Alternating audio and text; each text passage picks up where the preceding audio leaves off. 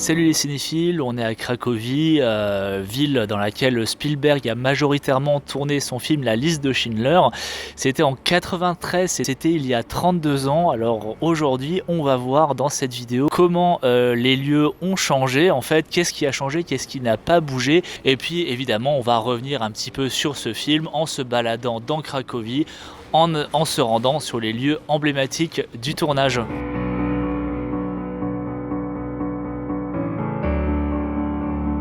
La scène où Schindler essaie de faire une première approche avec les Juifs qui comptent sauver, où il y a cette petite scène, on voit un peu les Juifs faire leur marché noir en se planquant dans l'église, voilà, pour pas se faire repérer, a été tournée dans la basilique Notre-Dame de Cracovie.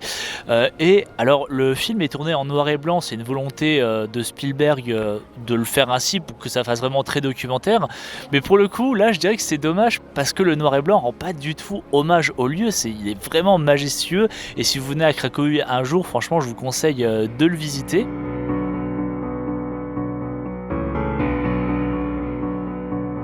Avant de rejoindre le lieu de tournage emblématique du film, c'est une place, hein, vous allez voir, je vais vous montrer ça. Revenons un petit peu sur la jeunesse du film.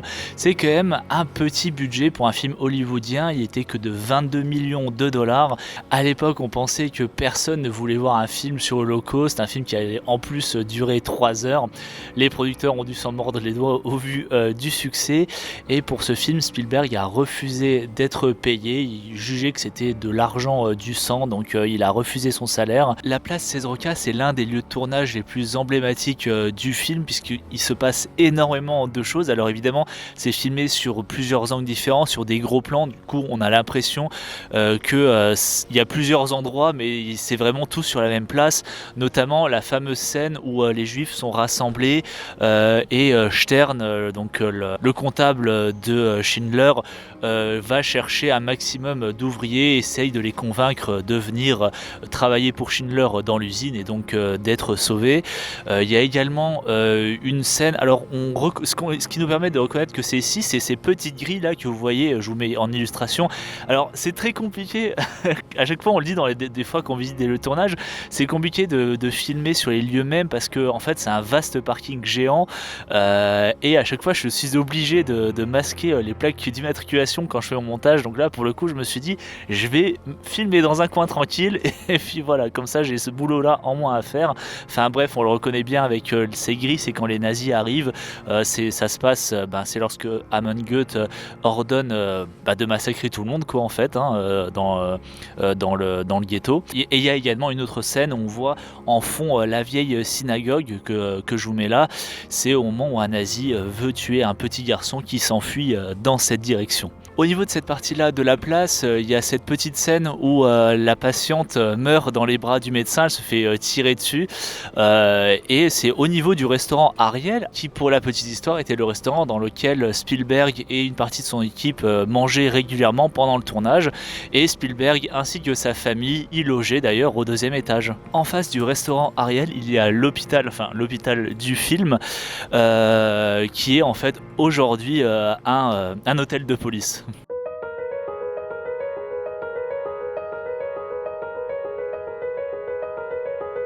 À la base, c'est pas Steven Spielberg qui devait réaliser ce film, mais c'était Roman Polanski. Sauf que quand on lui a proposé le projet, celui-ci a refusé puisque c'était un ancien survivant de l'Holocauste. Il a vraiment vécu dans le ghetto quand il avait 8 ans. Et puis finalement, il a quand même fait son film sur les événements, puisque quelques années plus tard, il réalisera Le Pianiste, tourné à Varsovie. Juste en sortant de la place, c'est vraiment à côté, il y a cet endroit où Steven Spielberg a fait construire fidèlement une des portes qui marquait à l'époque l'entrée du ghetto juif. Donc on voit ce panneau marqué Judenviertel et sur un des plans en biais, on reconnaît encore très très bien les fenêtres de cette maison. Cette façade n'a pas du tout bougé. Voilà, donc c'était juste là. Pour son film, Spielberg a fait construire 2 décors, la maison d'Amon Goeth qui est sur un tumulus, sur une colline. Alors on ne sait pas vraiment l'endroit exact où elle a été construite, puisque actuellement elle n'existe plus, hein, c'était quand même il y a 33 ans. Par contre, on sait que c'est dans cette carrière, donc on est à l'extérieur de Cracovie, qu'ils ont reproduit le camp de Plaslo. Enfin, je vous mets le nom, je ne sais pas comment ça se prononce. Ils l'ont refait. Et pourquoi on le sait? Regardez sur ce plan avec ces femmes, et donc Amon Goeth s'adresse à ces femmes, on voit bien la roche qu'il y a derrière. Évidemment, ils n'allaient pas filmer dans le vrai camp, d'ailleurs il y a des habitations maintenant à l'heure actuelle, et déjà il y avait des habitations en 93, et de toute façon aucun film ne peut être filmé dans un vrai camp. Par exemple pour la scène de Auschwitz, ils ont vraiment filmé à Auschwitz, mais à l'extérieur du camp, ils ont reconstruit une porte d'entrée. On voit juste le train arriver et les juifs sortir du train. Mais évidemment, à l'exception du film A Real Pain, le film de Jesse Eisenberg, dont vous pouvez retrouver la vidéo de tournage sur notre chaîne, puisque c'était un contexte particulier. C'est dans le contexte où ils vont visiter le camp de Lublin. Donc voilà, c'est une exception. Alors, on ne connaît pas l'adresse exacte, l'emplacement de l'ancienne maison, l'ancien décor qui n'existe plus. Par contre, on connaît l'adresse de la véritable maison de Amon Goeth, et tant qu'on est dans le secteur, je vais quand même vous montrer ça. Et c'est le moment de vous avouer un truc, on était dégoûtés. Pourquoi? Parce qu'à ce moment-là, on était tout proche de quelque chose de dingue. Il suffisait juste de continuer un peu le chemin et de descendre dans la carrière, ce qu'on n'a pas osé faire. Sauf qu'on a loupé quelque chose de dingue, et je vous mets ça en vidéo. Ce sont les vestiges du décor, et notamment la reproduction de la route faite en pierre tombale. Ces images proviennent de Jeff du compte Instagram Panorama de Cinéma, et quand il nous a envoyé ce message, c'était déjà trop tard pour nous, il était temps de rentrer sur Prague. Voilà, tant pis. En attendant, merci quand même pour l'info et les images, et n'hésitez pas à aller voir le reste de son travail. Donc là, on a été en route pour la véritable maison de Amon Goeth, qui se situe dans la rue Jerozolimska. Je regarde par là parce qu'il y a le panneau. Et c'est là, en venant ici, qu'on se rend compte encore mieux de la dimension très documentaire et très précise du film de Spielberg, parce que regardez par exemple l'image là, donc qui représente la structure où se situait la commandanture.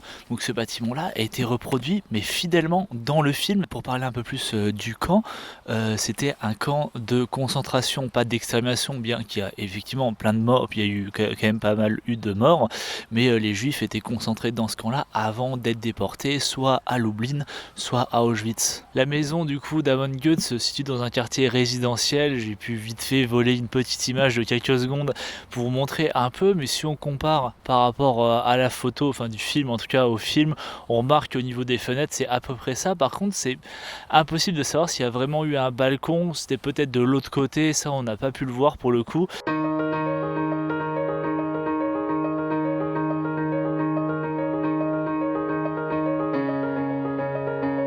Ce pont bleu qui est juste derrière moi, c'est le pont de la Seine dans laquelle les juifs sont déportés du quartier de Kazimierz, donc leur quartier dans lequel ils vivaient, vers le ghetto juif.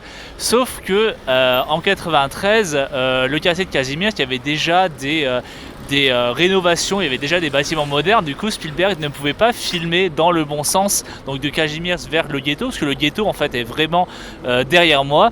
Du coup, il a filmé dans l'autre sens, et donc si on le transpose dans la vraie, dans la réalité, quoi, c'est comme si les juifs partaient du ghetto vers leur quartier, en quelque sorte. Comme on tourne cette vidéo le jour de notre départ, on n'a malheureusement pas eu le temps de faire ce lieu de tournage où on voit Schindler à cheval sur une colline observant l'évacuation du ghetto. Et mais en tout cas elle existe, vous pouvez y aller sur cette colline et vous avez la même vue qu'il y a également dans le film. Pour revenir un peu à l'évacuation du ghetto, dans cette scène, c'est là où on découvre la fameuse fille au manteau rouge, le seul élément de couleur hormis la flamme du film, eh bien sachez que cette petite fille au manteau rouge a réellement existé.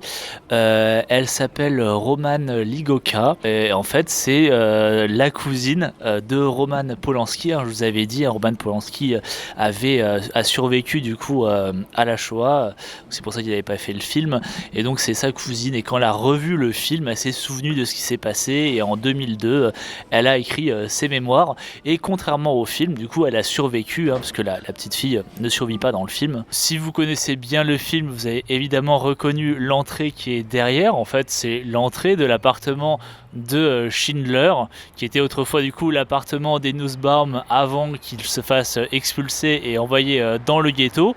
Alors ce qui est intéressant, c'est que Schindler a vraiment vécu dans cet immeuble. Il a vécu au 3e étage, et donc vraiment Spielberg a réutilisé encore une fois des lieux historiques.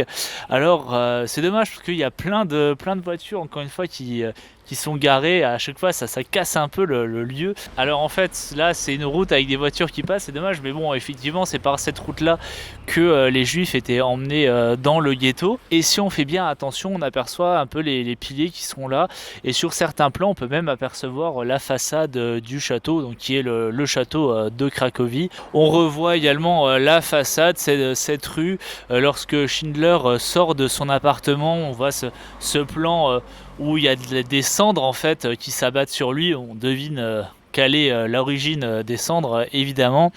Et ah oui, un truc amusant, c'est que si on revient un peu au début, la première fois qu'on voit l'extérieur, il y a un petit carré qu'on voit là, effectivement, une sorte de petit là où il y a un arbre, et effectivement regardez là dans le film, l'arbre est tout petit, et 30 ans plus tard c'est devenu un bel arbre pour le coup, mais voilà, c'est celui-là. Alors il y a au moins un lieu de tournage qui a été facile à trouver, c'est ici, puisqu'il est noté sur Google Maps comme étant le Schindler's List passage. Voilà, je vous mets le petit Maps, et donc effectivement pas de commentaires à faire là-dessus, c'est tout bonnement le fameux courtyard, la fameuse cour où les juifs se font évacuer, et 30 ans plus tard, évidemment, alors le bâtiment a un petit peu changé puisqu'ils ont quand même fait des aménagements. Il y a un café, il y a une boutique à souvenirs. Là, visiblement, il y a un petit restaurant qui est fermé. Il y a même des Airbnb. Vous pouvez louer un logement de vacances sur ce lieu de tournage. On retrouve ce petit renfoncement sous l'escalier où le petit garçon dit à la mère de se cacher.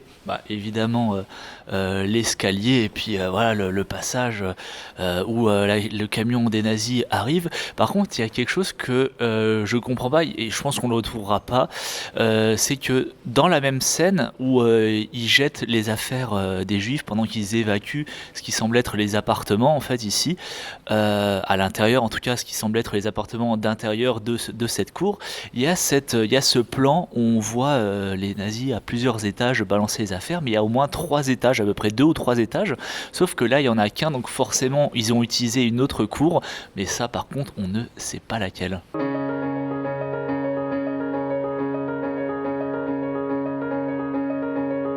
Évidemment, étape incontournable de cette visite de le tournage, la fabrique d'émail de Schindler que vous pouvez visiter gratuitement le lundi. Tout l'intérieur en fait de l'usine que vous voyez, c'était une autre usine à une quarantaine de kilomètres de là. Par contre, ils ont vraiment filmé la cour intérieure.